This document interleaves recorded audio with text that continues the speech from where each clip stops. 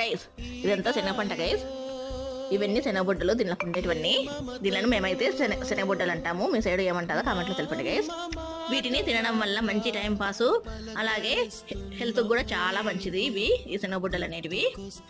మనం పచ్చిశనగపప్పు వాడతాం కదా, ఈ బుడ్డల్లో నుంచి వచ్చేటివే గైస్. దీంట్లో లోపల ఆ పచ్చిశనగపప్పు ఉంటుంది. ఇప్పుడు ఒక ప్యాన్ లోకి ఇలా శనగ బుడ్డలన్నిటిని ఒక ప్యాన్ లోకి వేసుకొని లో ఫ్లేమ్ లో బాగా వేపుకోవాలి.